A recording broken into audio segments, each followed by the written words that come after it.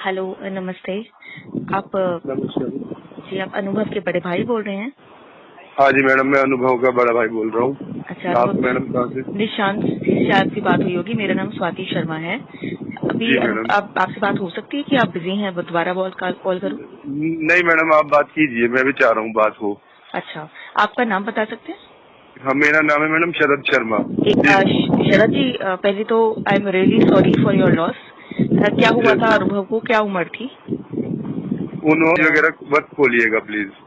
नहीं नहीं जी नहीं, वो नहीं खोलूंगी मैं, इसलिए पूछ, बहुत यंग में उसकी डेथ हो गई। जी जी जी तो आप ये जो फोटो है, ये सच्ची जी। फोटो है? ये जो यूनुस। नहीं मैडम, ये हाँ ये फेक फोटो है। मतलब फोटो तो सच्ची हो सकती है क्योंकि कोई भी खींच सकता है, लेकिन हुआ क्या है कि मेरे भाई का अंतिम संस्कार मैंने खुद अपने हाथों से किया है। मेरे समाज के लोग, मेरे फैमिली के लोग सब हमारे साथ थे। मोहम्मद यूनुस मेरे भाई के दोस्त हैं, हमारी गाड़ी चलाते हैं। हम भी मेरे भी दोस्त हैं, जो एज वो हमारे फ्रेंड हमारे साथ रहे। सारी क्रिया हमने की और फैमिली समाज के लोग साथ थे। लेकिन यहाँ मुजफ्फरनगर अमर उजाला वालों ने ना मेरे से कोई बात करी, ना मोहम्मद यूनुस से कोई बात करी। किसी ने कोई फोटो खींच लिया और वो क्या है ना, जैसे ये राब डालते हैं ना अग्नि में, ये कोई भी डाल देता है। पंडित जी ने जो 5 किलो राब पन्नी भर के डाली, उन पंडित जी का फोटो तो किसी ने नहीं खींचा जो क्रिया करा रहे थे। आप देखिए ये बात। लेकिन एक मोहम्मद यूनुस ने, भाई वो तो प्यार मोहब्बत में जैसे आदमी कहता है लाओ जी मैं भी करा दूं, सहयोग में साथ खड़े हो गए। लेकिन मैंने अपने भाई की क्रिया खुद की है और मैं इस बात से बहुत परेशान हूँ। देखिए, प्रेम और दोस्ती अपनी जगह है, मेरे दोस्त हैं, वो मेरे भाई के भी दोस्त हैं। लेकिन उसे इस तरीके से वो हाईलाइट करना कि कोई परिवार नहीं आया, कोरोना था, उसको कोरोना था ही नहीं। तो अगर कोरोना होता तो बताओ, ऐसे क्रिया करने के लिए परमिशन दे देते हमें कोई? वो और मैं भी खुद पत्रकार हूँ। मैं यहाँ एक न्यूज मैगजीन निकलती है ऑन ड्यूटी, अच्छा उसका पत्रकार हूँ मैं। अच्छा। और हाँ, लेकिन मुझसे किसी ने वो संपर्क नहीं करा। लेकिन लोग आए हुए थे तो फोटो किसी ने ले लिया। लेकिन मैं इस बात से आता हूँ कि पंडित जी का भी तो कोई फोटो खींचता, जो पंडित जी क्रिया करा रहे हैं। और मेरे भाई वहाँ मौजूद हैं एक फोटो में।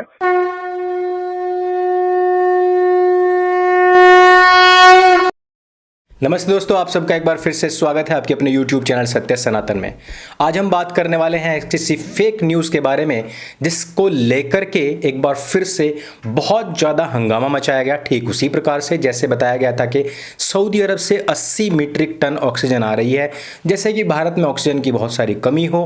भारतवर्ष एक ऐसा देश जहाँ पर 7000 मीट्रिक टन प्रतिदिन का उत्पाद हो, जहाँ पर हजारों टन हमारे उद्योगपति दे रहे थे, वो भी फ्री में। वहां पर केवल और केवल 80 मीट्रिक टन का ही जिक्र करके इस्लाम को प्रेज करने की बहुत ज़्यादा कोशिश की गई थी। और इस तरीके की फेक न्यूज़ फैलाने के मामले में इनकी पूरी की पूरी जो जमात है वो बहुत अग्रगणी है। और इसी प्रकार का एक ट्वीट आया है इमरान प्रताप गढ़ी का। मैं आप लोगों को बहुत पहले से ये बात बताता आ रहा हूं कि जिनके पास में अपनी हिस्ट्री में दिखाने के लिए कुछ भले कार्य नहीं होते, वो अपनी फेक हिस्ट्री लिख दिया करते हैं। और जिनके पास में समाचारों में, न्यूज़ में कोई ढंग की खबर दिखाने के लिए नहीं होती, वो फेक न्यूज़ बना लिया करते हैं।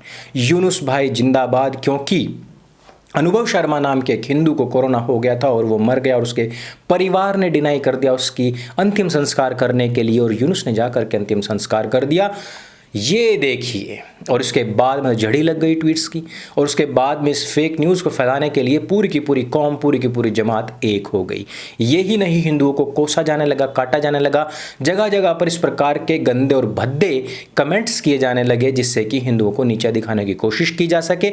और यहाँ तक कि एक फेक वीडियो भी इसमें वायरल कर दिया गया, मिक्स कर दिया गया और बताया गया कि देखिए किस प्रकार से अंतिम यात्रा इस व्यक्ति की निकाली गई। और उस पर भी आपत्तिजनक टिप्पणियां लोगों ने करने से वो लोग बाज नहीं आए। और उसमें कहा कि इसमें हो सकता है कि मुसलमानों ने इंसानियत के नाम पर चाटने की जो हदें पार कर दी हैं, उसमें कहीं ना कहीं ऐसा ना हो कि राम नाम सत्य भी बोल दिया हो। हिंदुओं ने पूछा कि राम नाम सत्य बोलने में दिक्कत क्या है? मुसलमान व्यक्ति बोलता है कि वो तुम्हारे लिए सत्य हो सकता है, हमारे लिए नहीं। यानी कि इंसानियत के नाम पर नफरत की पराकाष्ठा जो आप देखिए किस हद तक गई हुई है। और ये तो तब है कि जबकि ये एक फेक न्यूज़ थी, सच्ची कोई खबर होती तो भला क्या ही होता। सच्ची खबर आई थी रुड़की से, जहां पर निधि पासवान नाम की एक दलित बेटी को 3 मुस्लिम लड़कों ने घेर करके चाकू से गोद डाला था। उस पर आज तक किसी ने भी ये बात नहीं की कि ये गलत हुआ है। नैना कौर को मार दिया गया था चाकू से गोद के, क्योंकि उसने भी बहन पासवान की तरह ही मना कर दिया था एक मुस्लिम शाहरुख खान को, उसको भी चाकू से गोद कर मार दिया गया था।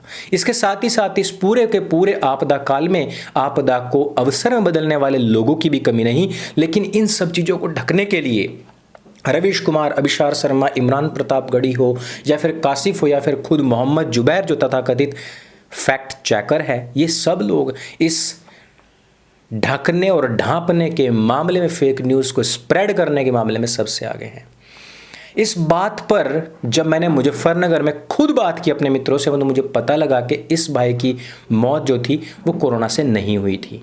दूसरे भाई से मुझे ये बात पता पड़ी कि यूनुस जो थे वो उनके प्रोफेशनल ड्राइवर थे और वो अंतिम यात्रा में केवल शामिल हुए थे। सामग्री डालते हैं, घी डालते हैं, कपूर डालते हैं, उनमें से कुछ एक चीज़ उन्होंने सिर्फ डाली थी, उसका फोटो लिया गया और वायरल कर दिया गया और इसको फेक न्यूज़ की तरह हर जगह पर फैलाया गया। सोचिएगा कि एक घर में जवान भाई की मौत हो गई है, दूसरा भाई खुद मुखाग्नि देकर के आया है, पंडित जी हैं वहां पर। इस फोटो में पीछे आप देखेंगे कि भगवा दुपट्टा डाल करके खुद एक व्यक्ति खड़ा हुआ है और कहा यह जा रहा है कि कोई हिंदू ही नहीं आया। मुस्लिम अंतिम यात्रा को हिंदू अंतिम यात्रा दिखाकर के प्रस्तुत किया गया। किसी भाई के ऊपर, किसी परिवार के ऊपर भला कितना जोर पड़ेगा जब यह कहा जाए कि उसके परिवार ने खुद उसकी अंतिम यात्रा में कोई साथ नहीं दिया, कितना जोर पड़ेगा। लेकिन किसी को शर्म नहीं आती, जिन लोगों ने करोड़ों लोगों, निहत्थे, मासूम और निर्दोष लोगों को तलवार के सहारे मौत के घाट उतार दिया हो, जिन लोगों ने उन लोगों को कन्वर्ट कर लिया हो डरा करके, वो लोग किसी एक भाई की असामयिक मृत्यु पर गिद्धों की तरह उसकी लाश को नोच करके अपनी राजनीति चमकाने, अपनी कौम को बहुत ऊंचा दिखाने का प्रयास करें, ये इसमें कोई भी आश्चर्य करने वाली बात नहीं है। जिन्होंने खुद ने लोगों को अपने हाथों से काटा हो और अपनी राजनीति और अपनी कौम को चमकाने का कार्य करने की कोशिश की हो, वो किसी व्यक्ति की लाश पर राजनीति ना करें, ऐसा नहीं हो सकता है। मोहम्मद यूनुस जो कि एक ड्राइवर था, जो कि अंत में जाकर के वहां पर एक जली हुई चिता में सिर्फ एक हाथ उसका उस तरफ बढ़ते हुए है, ये कह करके दिखाया जा रहा है कि अंतिम संस्कार में मुखाग्नि भी इसी व्यक्ति ने दी है। आप सोचिए जरा कि जब ये कहा जाता है कि भाईचारे में इन लोगों को साथ ना रखा जाए तो कितना हंगामा मचता है। आज एक व्यक्ति यदि वहां तक पहुंच गया तो फोटो वायरल करके और पूरे के पूरे हिंदू परिवार को ही नहीं, पूरी की पूरी हिंदू कौम को नीचा दिखाने का प्रयास किया जा रहा है कि हिंदू तो अपने लोगों की लाशें इस प्रकार से फेंक देते हैं और उनका निपटान भी फिर मुसलमानों को करना पड़ता है। यही नहीं, कमेंट्स में तो बहुत गंदी और भद्दी चीज़ें कही गई हैं, वो मैं आपको बोल करके बता नहीं सकता। अंत में जब पूरी की पूरी सच्चाई सामने आई, जब खुद इस मृतक व्यक्ति के भाई ने स्वाति गोयल शर्मा जी से बातचीत की। स्वाति शर्मा गोयल जी स्वराज्य की पत्रकार हैं और उन्होंने इस पर पूरी खोजबीन की और उन्होंने बातचीत की। उसके पूरे अंश आपको यहाँ पर और टेलीग्राम पर मिल जाएंगे। दोस्तों, इसको ज़्यादा से ज़्यादा लोगों तक पहुँचाइए, क्योंकि ये उसी तरीके से फेक है जिस प्रकार से कहा गया था कि सिप्ला का मालिक, रेमडेसिविर बनाने वाला व्यक्ति एक मुसलमान है, जबकि किसी ने ये नहीं बताया कि जायडस कैडिला का मालिक जो कि एक हिंदू है, उसने केवल 900 रुपए में, यानी कि सिप्ला से भी 3 गुने से ज़्यादा अधिक कम दामों में अपनी रेमडेसिविर उपलब्ध करवाई हुई है। लोगों को सच्चाई नहीं पता, इसी वजह से इस फेक ड्रामा में लोग फंस जाते हैं, फेक न्यूज़ में आकर के फंस जाते हैं और अपने लोगों को नीची नज़र से देखना शुरू कर देते हैं, अपने धर्म को नीची नज़र से देखना शुरू कर देते हैं और ये कहते हैं कि हमारे लोग कितने एहसान फरामोश हैं कि अपने घर वालों तक को भी अंतिम संस्कार मुखाग्नि नहीं दे पाते। हमारे लोग क्यों गाली देते हैं जब हम लोगों को ये जो सिप्ला नाम की कंपनी है ये दवाई प्रोवाइड कर रही है। कोई नहीं बताएगा आपको कि वो 3 गुने से भी अधिक महंगे दाम में बेच रही है। वो व्यक्ति जो 900 रुपये में इंजेक्शन दे रहा है, दवाई दे रहा है, उसका कहीं पर कोई नाम नहीं है। जो हजारों टन ऑक्सीजन देते हैं उनका कोई नाम नहीं है, 80 टन का नाम हो जाता है दोस्तों। इस वजह से मैं कहता हूं कि इन फेक न्यूज़ फैलाने वालों को डिबंक करना, इनके मुंह पर निकालकर चप्पल मारना बहुत जरूरी है। और इस वजह से सत्य सनातन को समसामयिक खबरों के ऊपर आना पड़ता है। जरा सोचिए कि ये कितने निर्मम लोग हैं जो लाशों पर राजनीति करते हैं, लाशों के नाम पर अपनी कौम का नाम रचाने चमकाने की कोशिश करते हैं। जिन लोगों ने करोड़ों लोगों को निर्ममता के साथ मारा हो, क्या किसी हिंदू ने कभी झारखंड की उस खबर को दिखा करके ये कहा कि हिंदू कितने महान हैं, मुसलमान अपने लोगों तक के भी अंतिम संस्कार नहीं कर पाते? जी हाँ, एक मुस्लिम व्यक्ति का पूरे मुस्लिम समाज ने बहिष्कार कर दिया था, हिंदुओं ने उठा करके उसका अंतिम संस्कार किया था।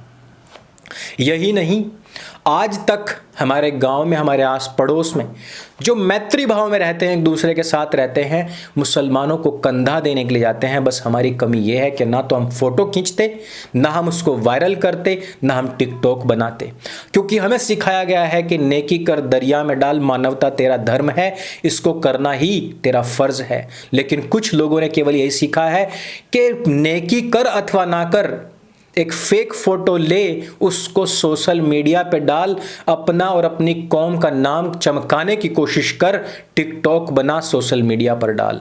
लेकिन जब सच्चाई सामने आती है तो ना तो कौम की छवि बन पाती है, ना तुम लोगों की छवि बन पाती है। ऊपर से जो सच की लाठी है, जो तमाचा है, वो बड़ी जोर से पड़ता है।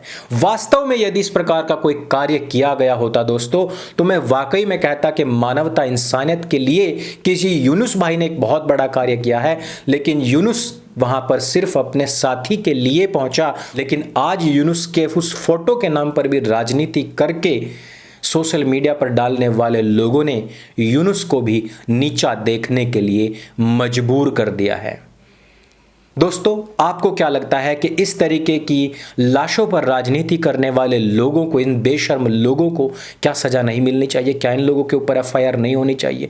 क्या इस प्रकार से किसी धर्म को, किसी कौम के लोगों को नीचा दिखाने, उनको गाली देने वाले लोगों को, उनके ऊपर कोई कार्रवाई नहीं होनी चाहिए?